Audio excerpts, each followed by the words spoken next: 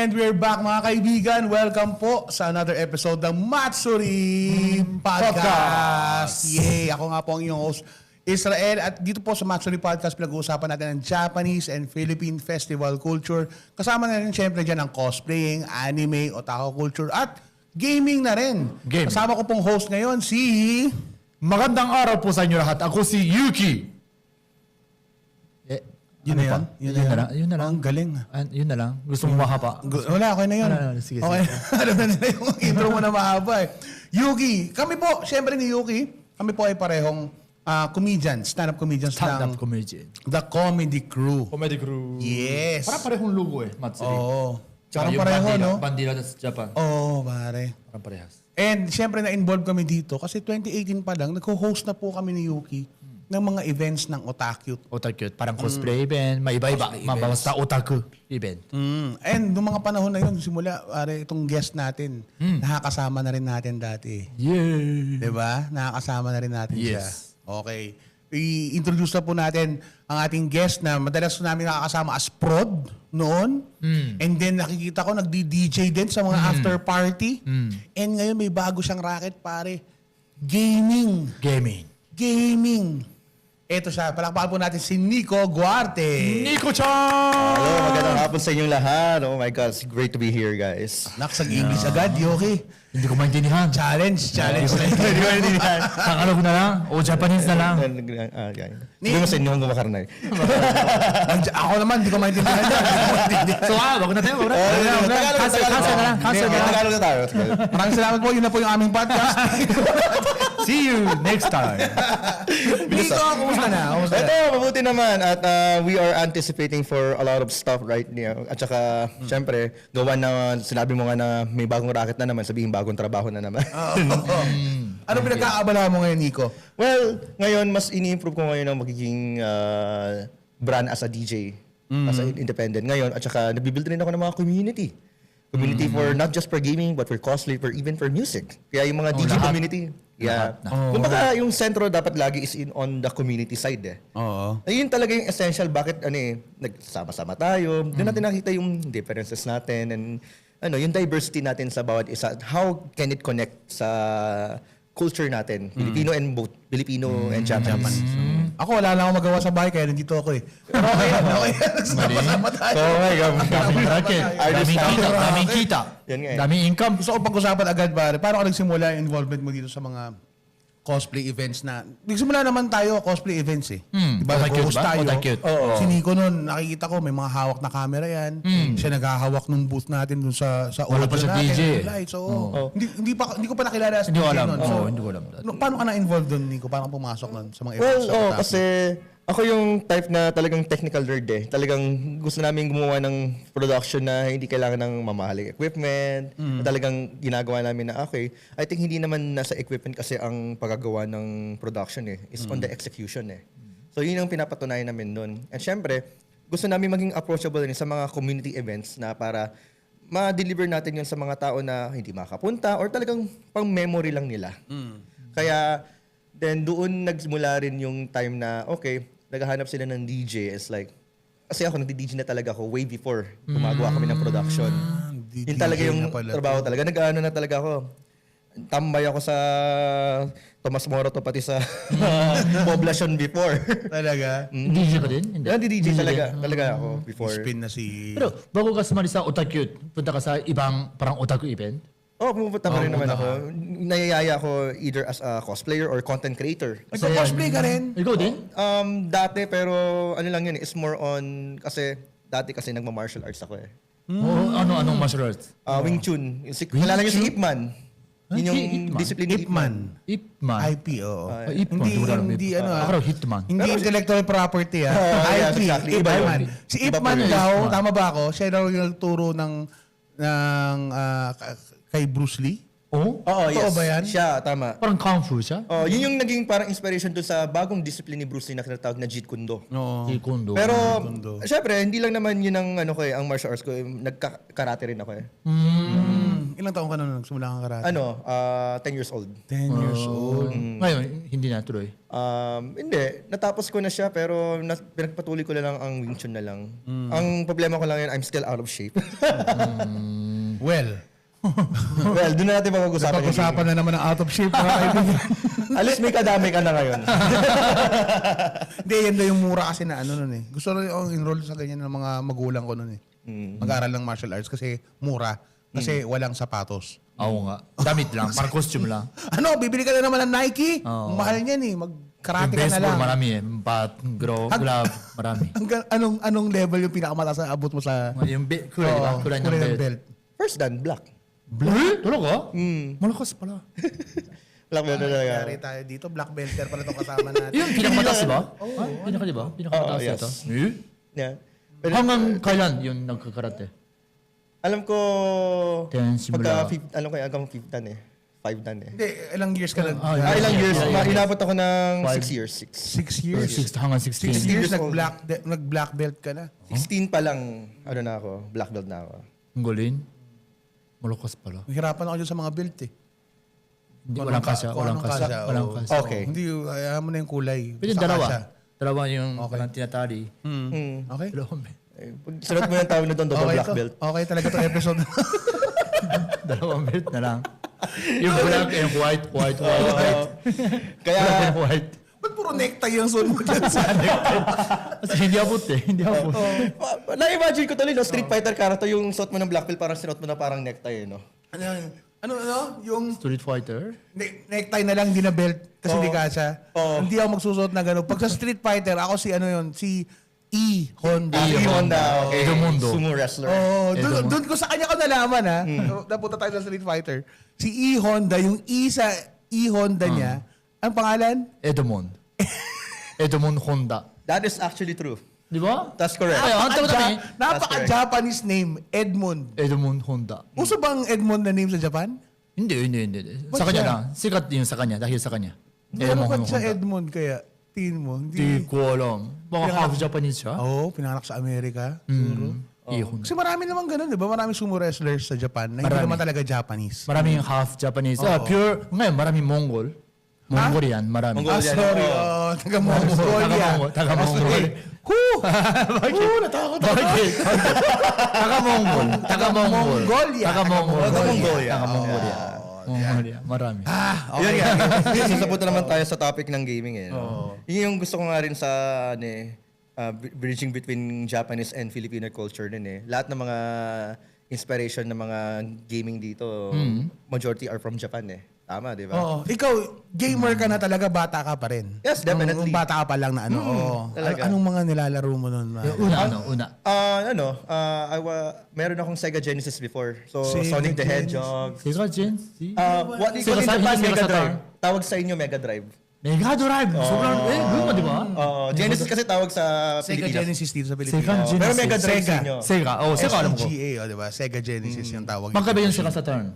Magkapareho siya. Paras? Sega Saturn. Ay, Yeah, walang Sega Saturn? Sega Saturn. Dito?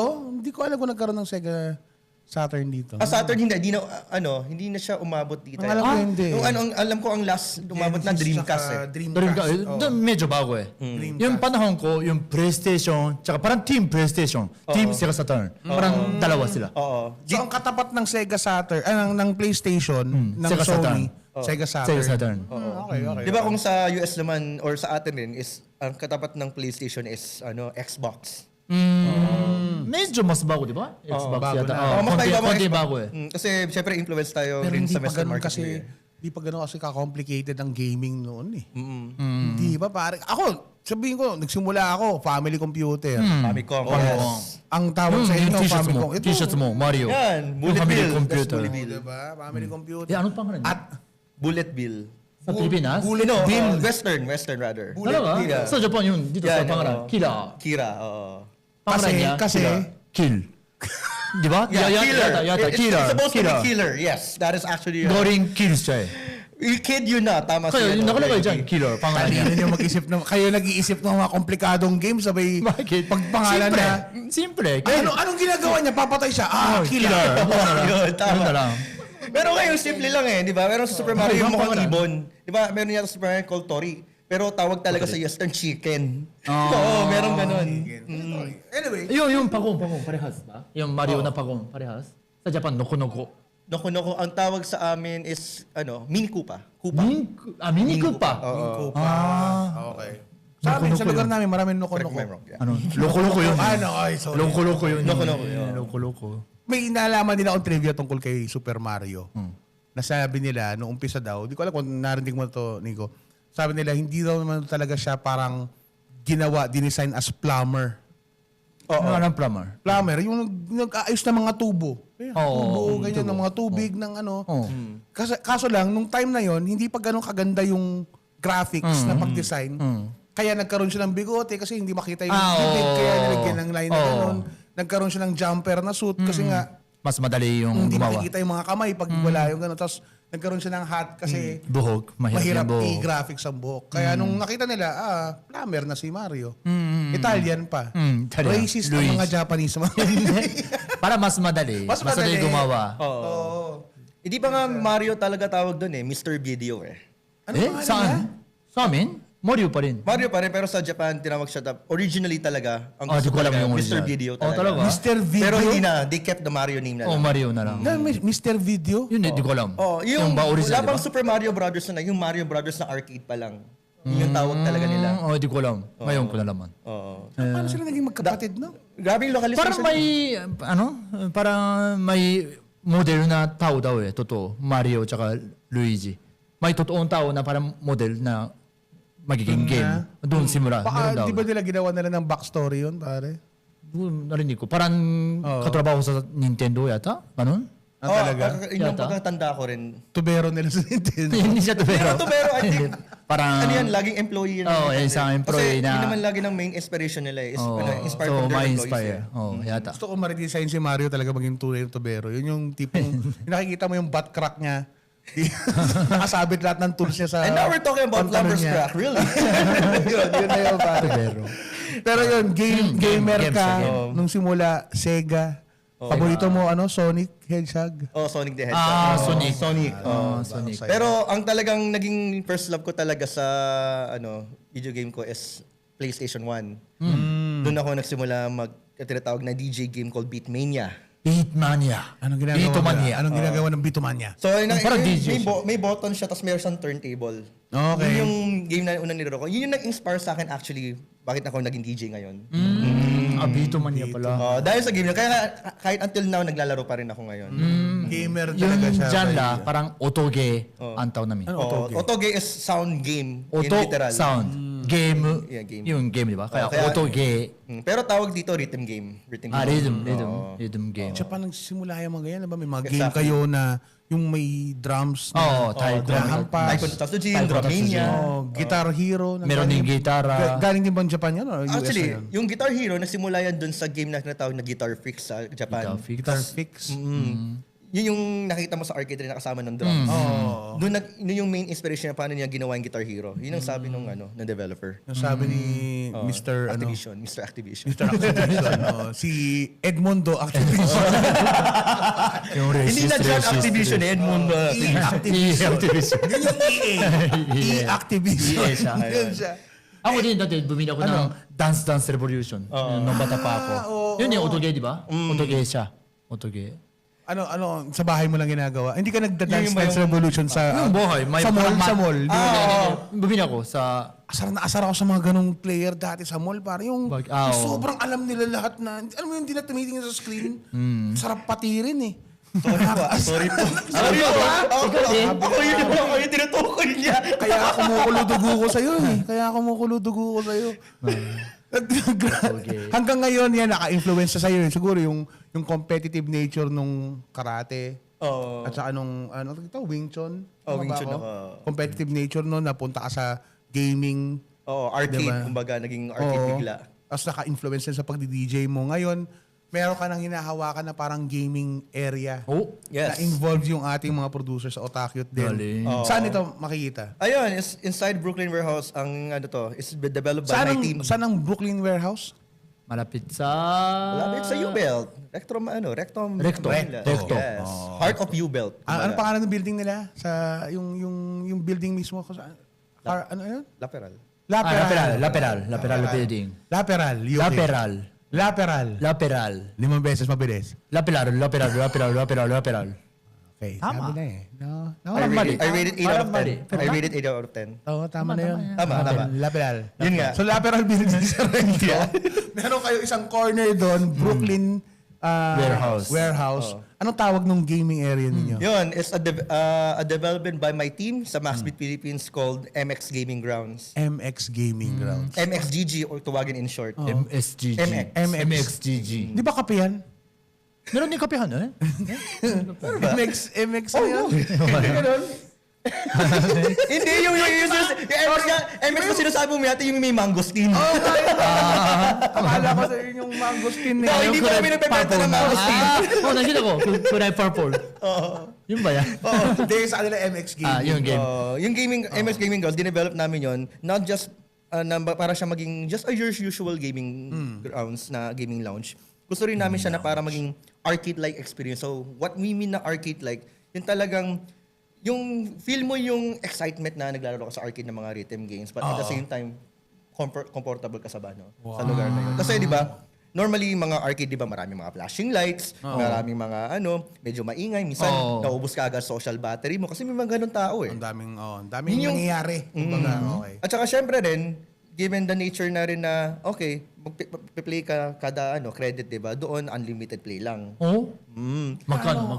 Hindi, unlimited play. Like, around, 300 pesos per head. Tapos, makagano katakali? Isang oras? Ano? No, buong araw. Buong araw? Oo. 300 pesos? Yes, kasi, yun yung parang way Marami namin. na namang batang magda-drop out sa school niyan ba? Hindi, hindi Tapos sa naman yung skill. mangyayari yun. Pwede. Punta ko sa Oo, skill, di pwede tapos yun. diretso doon. Gawin yun. Parang Geneva. Wala kami kasalanan doon. Pero, 300 pesos all day gaming yun? yes. Pwede. Wow. Kasi, yung Otoge, yung music rhythm game, hindi ganun, syempre, hindi naman ganun ka-friendly ang pagtuto ng ganun genre eh. Kasi you're relying on music. Kung para tumutugtog ka na rin ng piano, ang ganun. Kaya ang inisip naming approach kasi na para unlimited play siya, para doon sila magsimula. Parang start na. Parang yun na, parang pintuan na start. Hindi lang sa makakatipid sila na di nagsasayang sila ng credit. Pero once na bumalik sila kunyari sa arcade, kunyari, alam nila kung anong gagawin nila. Yun yung point doon. Kung nga di siya competition sa mga arcade operators eh. It's more of like, para lang yung community ng Otoge, ng rhythm game is mapa-preserve at mapa-maintain na, okay, masaya pala tong laruin. Oo nga, it takes a lot of time Para to malaman learn. sila. It just takes a lot of time to learn talaga eh. Gaano karaming games ang ino-offer nyo doon? As of now, we are offering 6 arcade games or arcade-like games available. Anong na. game? 6 ng game? Ano? Meron kaming Beatomania, of course. Beatmania.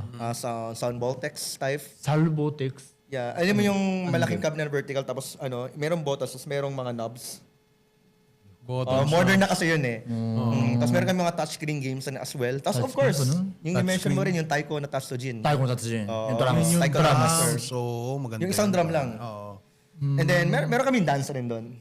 Dance Revolution. Pero meron rin kami mga normal usual gaming lounge rin. Kung fighting games ka, naglaro ka ng Street Fighter, Tekken, meron pa rin kami nun. Guitar Hero, meron din kami ganun. Meron nag-offer din kami ng gitara para doon. Pero parang mas maraming yung Otoge. Parang rhythm game. Oo, Yung kasi marami. yun ang primary community kasi ng Maxbit Philippines eh. It's more on yung mga niche gaming kumbaga. Kasi hindi siya ganun kakilala katulad ng let's say Dota, Mobile Legends, Mobile Legends. Okay lang naman yun. Kasi nakikita ko rin na hindi siya approachable eh. Kung kumbaga kahit kung Para sa mga starting pa lang, medyo mahirapan sila. So yun na yung parang pwede nila maging starting point na At saka at the same time, makilala nila yung community ng ng game na yon.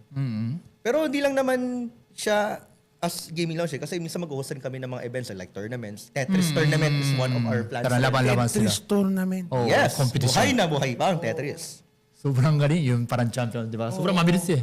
Bilis. Hindi na ba nabuhay ang brick game sa Pilipinas? Brick Ano game. brick Alam mo game? yung brick game? Ano yung break game? Yun yung mga Tetris kasi mga yan bootleg talaga. na Diba? Game Boy. Yun yung license name niya, Tetris, yun yung pangalan ng may gumawa brick game. Brick game. So parang ganun din, Tetris din, Parehong noodles. pero parang Oh. bricks. Alam yung mga bato sa Oo. sa bahay, sa Oo. wall, bricks yun na. May better explanation ako dyan kasi ang beer game kasi is supposed to be a bootleg ng Game Boy. Oh. At na ang Game Boy. pinagkaiba nun is mukha siyang Game Boy pero Tetris lang, mga Tetris games lang yung mga nalalaro. Yung maliit na siya? Well, Hindi pero maliit. parang Game Boy. Parang Game Boy pa rin. Kasi haba siya ng smartphone pa rin. Dati. Kumbaga yung tinatawag ng mga bata ngayon, Timo version ng kung ano man yung Game Boy. Timo version. Pero isang game lang, di ba? Yun lang, di ba? Pwede maglaro. Isa. Oo, Yun isa lang lang. pwede maglaro. Tapos pwedeng may isa pang game, pag babaliktarin mo. Nahirapan lang. Pero paakyat naman ngayon yung break. Paakyat naman siya. Mas magaling ka nun, pag binabaliktad mo, para exhibition. Ginagawa namin yun. Pero aasa ng score. Yeah, yun yung bottom line namin sa MS Gaming Grounds eh. Kasi although yes, primary namin is music rhythm game, pero we're also accommodating yung mga other niche gaming rin na hindi kilala. Katulad nga ng puzzle games, Tetris. Puzzle. I'm pretty sure alam mo yung game na Puyo Puyo. Puyo-puyo. Gusto ko. Ano Puyo-Puyo? Puyo Parang Puyo, Tetris may siya. mga blocks siya, tapos ima-match mo yung apat na blobs na yon. Pwede kang Parehong kumuha ng kulay. chain ng combo, then mababato mo sa kalaban mo. Hindi ko naintindihan. Parang Tetris. Pero alam mo kung ano ang mas puyo? cute. Ano mo ang puyo sa Pilipino? Puyo. Puyo. Kasi Puyo? puyo. Yan, Yan. Paano Oh, nalaman exactly. yan? Puyo. Paano mo nalaman yan? Hindi ko alam. Hindi mo na. Parang narinig ko lang. Narinig mo lang puyo. Alam mo ibig sabihin pag maraming puyo yung bata? Parang pamahin, di ba? Oh. Sa Japan, di meron yata eh. Pag isa lang daw, mabait. Tsumuji, Mabait payar. lang. Pag sobra na sa... Matalino. Pag dalaw, hindi. Matigas ulo. Oo, talaga. Sa Japan, matalino yata. Matalino. Pag dalawang puyo, matalino, ganun yata. Yung pamahiin sa Japan. Sa Pilipinas, matigas ulo. Oo. Ang pamahiin sa Pilipinas, pag maraming nunal, pag may nunal sa ulo, yun yung matalino. Wala. Nunal, wala. Nunal wala. Puyo, Puyo. meron. Dalawa yata, oo. Oo. Paska. So, puyo-puyo yung mga... Puyo-puyo. Oo. Cute yun, Ang cute na isa lang game. alam ko yung may pahilaga daw eh. Yung ano. Yung, Pag tumatanda ko daw pahilaga eh. Alam mo bakit? okay. Panort. Paano naman? Sorry, makarni. At kaya po siya yung gamer at kami yung comedian. Trabaho nila yan. Di ko trabaho yun. Si Ang yun, di ba? Yung may ano, sino yung character na yun sa ano? Si Hayachi. Sa Tekken ba? Tekken? Yung Legend matanda? of Ang. Yung may Last Airbender, thank you. Si Di ba, Ang. meron siyang arrow dito pa north. Oh, di ko alam. Meron siyang arrow. Hindi, araw niya pababa, pa-south siya eh. Pa-south pa siya. Ayun lang. Panor. Ayun lang, mali pa tayo. Okay, going back. So, ano yung plano mo? Yung magkaroon ng puyo-puyo din? Sa Yes, magkakaroon kami kasi it turns out na meron. Siya sabi mong yan, gaano kayo kadalas mag-refresh ng mga games? Yung plano na. Every week. Totoo? Yes. Iba-ibang Ibang games? game? Well, parang rotation lang naman. Kasi, syempre, given the space at marami ng mga request ng mga games rin. Syempre, hindi namin mapagkakasya lahat. Gusto ko yung sports game eh. Yung baseball game. Ganun. Baseball May plano ba? simulator.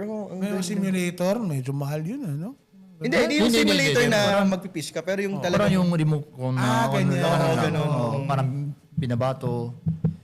Pero yung MX Gaming na yan, paano ang magiging involvement niya sa darating na Matsuri Festival natin tong April?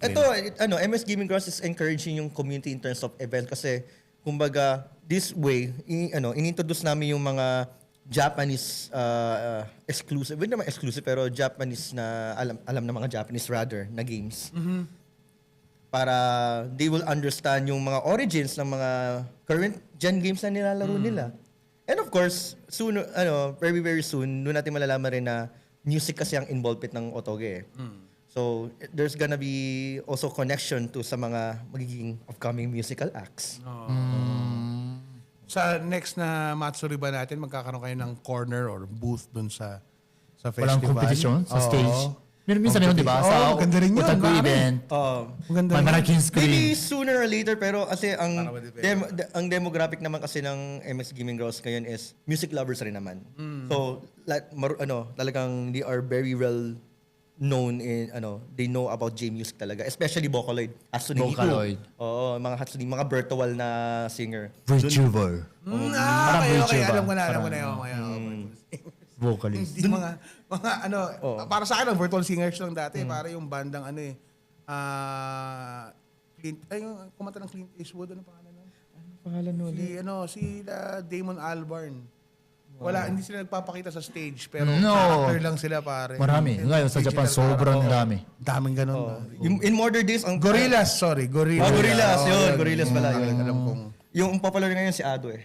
Ado. Di nagpapakita ng mukha. Kahit Pero sa wala concert, siyang karakter, di ba? Karakter wala siya eh. Wala siyang Talagang walang pakita lang. boses lang yung pinapakita Tapos niya. yung, alam mo yung event ni Ado, ayun, sa Pilipinas meron, di ba? Oo, Yung last year. last year. Tapos yung may parang shake hands, pero kamay lang. Oo. Hindi lumalabas? Hindi lumalabas. Oh, di mo kita Kamay yung lang, ano. kamay lang. Oo. Kamay lang. Yep. Hawak Lahat kamay. ng kawirduhan. Anonymous. lahat ng kawirduhan. Anonymous. Ano sino pangalan niya? Kaya ano? Ado. Ado. Ado. ADO. Pero anonymous siya. ADO din. ADO. ADO. Ado. Ado. Ayun. Magandang kanta. Maraming magandang kanta. Ado. Abangan natin yan. Abangan natin. Siyempre, abangan din natin yung mga games na hina-handle nila doon sa MX Gaming. Doon sa Brooklyn Warehouse. Brooklyn Warehouse sa La Peral. Rapelal Building. In the heart Rapelal Building. of U-Belt. Malapit sa Recto. Oy, galing. Recto. Malapit sa Recto. Pag umpisa yung R, no? Magaling kayo, no? Pag nasa gitna na siya, doon ka lang sa gitna L at pala. saka R, no? Lateral. Oh, Tama ba? lateral. Lateral. Oo. Yun. Lateral, parang. Ngayon, nalaman ko yung spell kasi. Yun. Pag alam ko ng spell, kaya ko. Pero biglaan lang talaga hindi. Kasi hindi ko alam yung LOR. Oo, Sana may ganyang game Oo. ang Japanese. Yung salita. Yung salita. LOR. Oo. Magka-approach kapag tama yung L tsaka R. Ang isa sa mga sana, may nakita ko lang to sa YouTube kasi. And parang ang exciting niya. May nakita akong parang arcade na ganyan. Tapos may screen. Tapos meron kang i-flip na mesa. May nakita akong game na ganun. Tapos may mga gamit yung mesa sa ibabaw. Tapos depende sa pagka-flip mo, may score ka eh.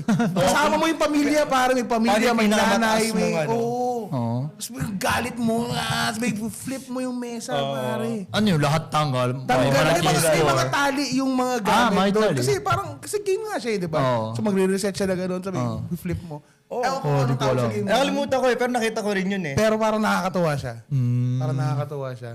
Yun nga. Yun lang. So anyway, Nico, we'll see you as much as we can see you sa mga events natin. Kasi hindi lang naman Matsuri yung kasama natin si Nico eh. Marami pa silang events, na mga gaming Yung events. sariling game event.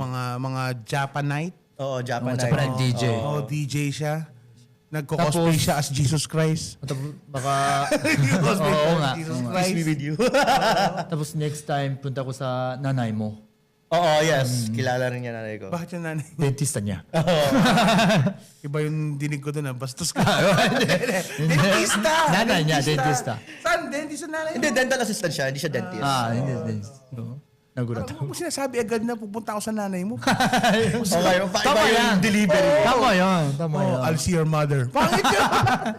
Tama yan. Hindi ko may gusto ko sabihin sa mga gamers natin, yung mga kasama sa mga communities ng cosplay, anime, tsaka mga otaku.